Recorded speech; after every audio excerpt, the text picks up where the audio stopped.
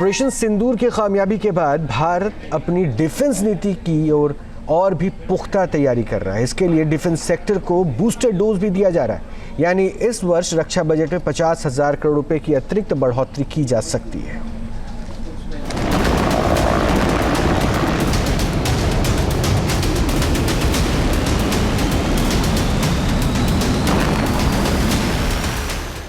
अचूक निशाना, जबरदस्त किलर पावर।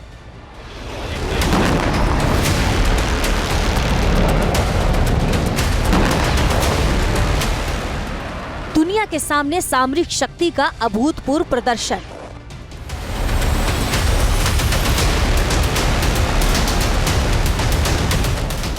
पाकिस्तान के ऊपर सैन्य श्रेष्ठता और आतंकियों के खिलाफ सबसे संहारक ऑपरेशन।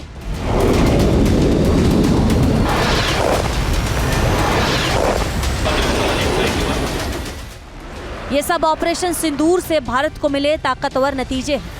पाकिस्तान और उसकी आतंकी दुनिया को भारत ने महज 23 मिनट में बता दिया कि अब नए हिंदुस्तान से टकराने का मतलब है उन दोनों के वजूद का मिट जाना।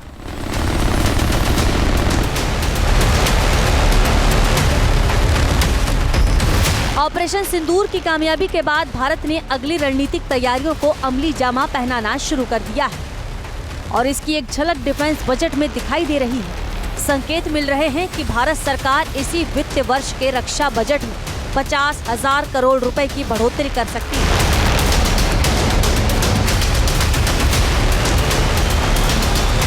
भारत को हथियारों के नए जखीरे और एडवांस एयर डिफेंस सिस्टम के साथ ही मेक इन इंडिया की मुहर वाले आर्म्स, गोला बारूद और नई तकनीक से लैस अत्याधुनिक रक्षा साजो सामान चाहिए।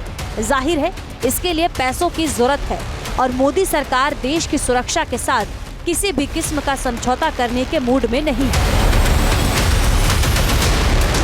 हमारा जो डिफेंस बजट है वो पूरे देश की जीडीपी के 13% से भी ज़्यादा हो गया है।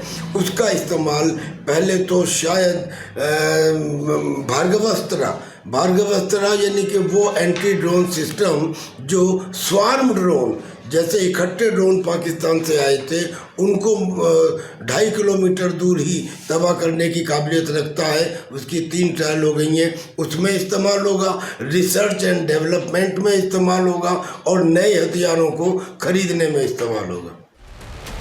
भारत दुनिया की 5वीं सबसे बड़ी अर्थव्यवस्था है। ऐसे में एक बड़ा मुल्क होने के नाते रक्षा क्षेत्रों में भारत के खर्चों की फहरिस्त भी बड़ी है। LAC, LOC और अब बांग्लादेश 3 फ्रंट पर भारत को लगातार दुश्मनों का सामना करना पड़ रहा है। सीमा पर चीन के साथ भारत के रिश्ते में तब्दीली कभी भी आ सकती है। ऑपरेशन सिंदूर के बाद चीन को हद में रहने की जरूरत है और अब तो रेडिकल इस्लामिक ग्रुप के बांग्लादेश की सत्ता में दाखिल होने के बाद भारत को पूर्वी मोर्चे पर भी हथियारों के साथ मजबूती से डटे रहने की जरूरत है। ऐसे में भारत हथियारों के अलावा रिसर्च और डेवलपमेंट पर पैसे लगाने में कोताही नहीं बरत रहा। 50,000 करोड़ रुपए की बढ़ोतरी के साथ भारत का कुल रक्षा बजट 7 लाख करोड़ रुपए से ज्यादा हो जाएगा। इस साल पेश 2025-26 के बजट में रक्षा क्षेत्र के लिए रिकॉर्ड 6,81,000 करोड़ रुपए का प्रावधान किया गया था, जो पिछले साल के मुकाबले 9.5% ज्यादा था। ऑपरेशन सिंदूर ने भारत को पाकिस्तान के खिलाफ रणनीतिक बढ़त दे दी है। अब इसे कायम रखने के लिए भारत को हथियारों और डिफेंस सिस्टम की नई खेप चाहिए। S-400 ने पाकिस्तान की मिसाइल्स को हवा में ही मार गिराया था। 2018 में रूस के साथ हुए समझौते के तहत भारत ने 35,000 करोड़ रुपए का सौदा किया था। ऑपरेशन सिंदूर के दौरान S-400 ने शानदार रिजल्ट दिए हैं। अब भारत ने रूस से S-400 के लिए अतिरिक्त मिसाइल और बैटरी की मांग की है। रक्षा क्षेत्र में खर्चों की एक छोटी बानगी S-400 से भी समझ सकते हैं। एक रिपोर्ट के मुताबिक S-400 में 400 किलोमीटर की दूरी तक हमला करने वाली एक मिसाइल की कीमत 1 से 2 मिलियन डॉलर तक हो सकती है। तमाम पहलू को देखते हुए इस साल आम बजट का सबसे बड़ा 13.34% हिस्सा रक्षा क्षेत्र के लिए ही रखा गया था। इसमें 1,48,722 करोड़ रुपए आर्म्ड फोर्स के आधुनिकीकरण, जबकि 31,277 करोड़ रुपए डिफेंस सेक्टर के बुनियादी ढांचों के रिसर्च और डेवलपमेंट को आवंटित किए गए थे। ऑपरेशन सिंदूर के बाद भारत में बने हथियार और डिफेंस सिस्टम पर भी निगाहें चली गई हैं, क्योंकि इनकी बदौलत भारत ने पाकिस्तान को तबाह भी किया और उसके हमलों को नाकाम भी किया। मसलन Akash missile, BrahMos missile, air defence system और स्वदेशी आकाश तीर सिस्टम मेक इन इंडिया के शौर्य का प्रतीक बन चुका है। भारत तेजी से ड्रोन पावर बनने की ओर बढ़ रहा है। भारत ने एंटी ड्रोन सिस्टम भार्गवास्त्र का भी कामयाब परीक्षण किया है।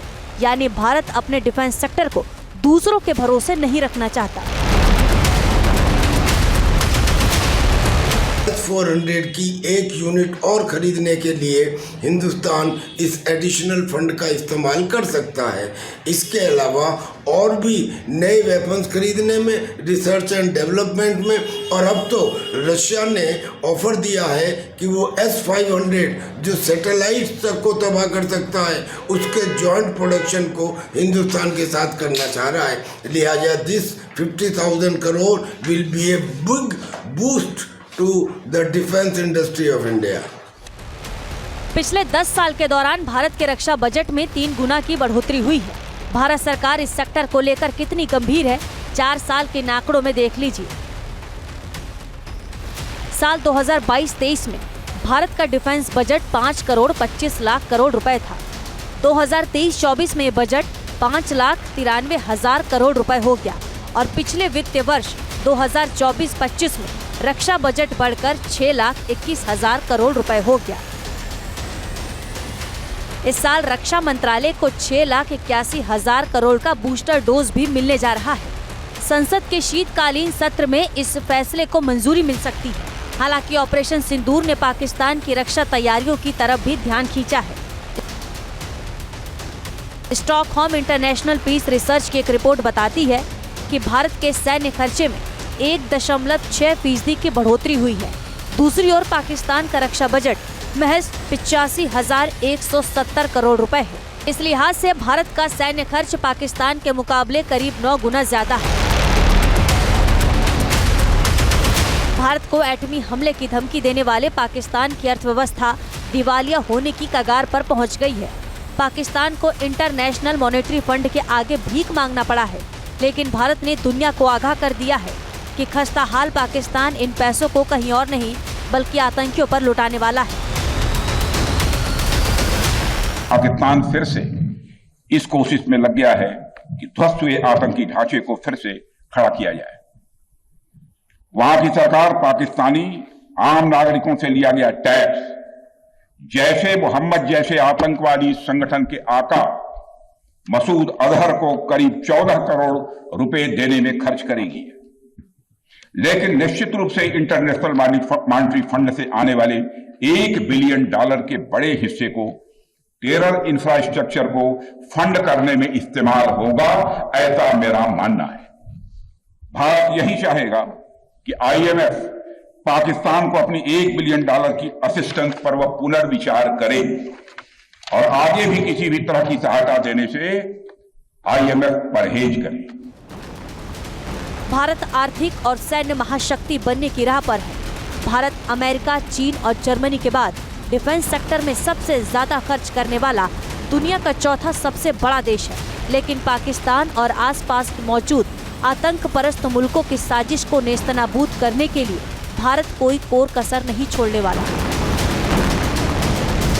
Team news nation. News nation अब व्हाट्सएप पर खबरों की ताजा अपडेट के लिए न्यूज नेशन के इस QR कोड को स्कैन करें।